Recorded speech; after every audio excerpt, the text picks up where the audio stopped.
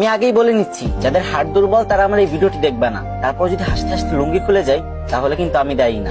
একটা লোক বিয়ে করলো, অনেকদিন হয়ে গেছে, কিন্তু তাদের বাচ্চা হচ্ছিল না। তাই সে এক ফকির বাবার কাছে গেল দোয়া চাইতে। তখন ফকির বাবা বলল, যা তোকে দোয়া করে দিলাম, খুব তাড়াতাড়ি তোদের সন্তান হবে। তারপর 1 বছর পরে লোকটির একটা মেয়ে সন্তান হলো। তখন লোকটি খুশিতে আত্মহারা হয়ে গেল আর মেয়ের নাম করার জন্য তাড়াতাড়ি ফকির বাবার কাছে চলে গেল। আর ফকির বাবা তখন ধ্যানমগ্ন ছিল, আর তখন তার ধ্যান ভেঙে গেল আর সে রেগে মেগে বলল, ধুর বাল। তখন লোকটি ভাবলো, ফকির বাবা মনে হয় আমার মেয়ের নাম বাল রাখতে বলছে। সেই অনুপাতে মেয়েটির নাম বাল রেখে দিল। তারপর আরো 2 বছর পরে লোকটির একটা ছেলে সন্তান হলো।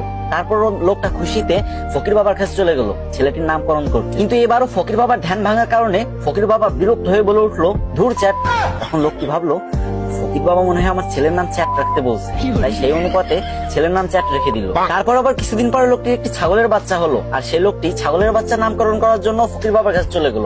কিন্তু তখন ফকির বাবা একদমই ধ্যানমগ্ন ছিলেন না, আর যখন দেখলো ছাগলের নামকরণ করার জন্য তার কাছে আসছে, তখন সে প্রচন্ড রেগে গেল আর বলল, তুই একটা ছাগলের নামকরণ করার জন্য আমার কাছে আইসোস, যা তো ছাগলের বাচ্চার নাম পুটকি রেখে দিল। তারপর ছাগলের বাচ্চার নাম পুটকি রেখে দিল। তারপর ছেলে মেয়ে বড় হলো। তারপর লোকটি তার মেয়ের জন্য বিয়ে ঠিক করলো। কিন্তু যখন মেয়েটির জামাই বিয়ে বাড়িতে পা রাখলো, তখন সবাই চিৎকার করে বলতে লাগলো, এই বালের জামাই আইছে, বালের জামাই আইছে, তাড়াতাড়ি ওরা বরণ কর, আমার বালের জামাই আইছে।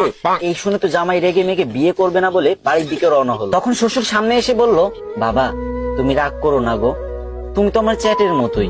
এটা শুনে তো জামাই আরো রেগে গেল আর বিয়ে করবে না বলে আবারও বাড়ির দিকে রওনা হলো। ঠিক তখন শ্বশুর মশাই এসে জামাইয়ের হাত ধরে বলল, বাবা ও বাবা, তুমি আমার পুটকির 1 টুকরা মাংস না খেয়ে কোথাও যেতে পারবা না বাবা।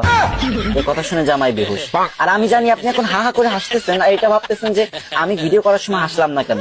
আরে ভাই, 2টা বড় বড় লাইটের সামনে ভিডিও করার যে গরম সহ্য করা যায় না ভাই, পুরো ঘেমে গেছি। এত কষ্ট করে আপনাদের জন্য ফানি ভিডিও বানাই আর আপনারা শেয়ার করেন। যদি মন চায় তাহলে এই ছোট ভাইয়ের ভিডিওটা একটা শেয়ার করে কমেন্ট বক্সে বলে যান, আমিও দেখবো আমাদের কে কে ভালোবাসে।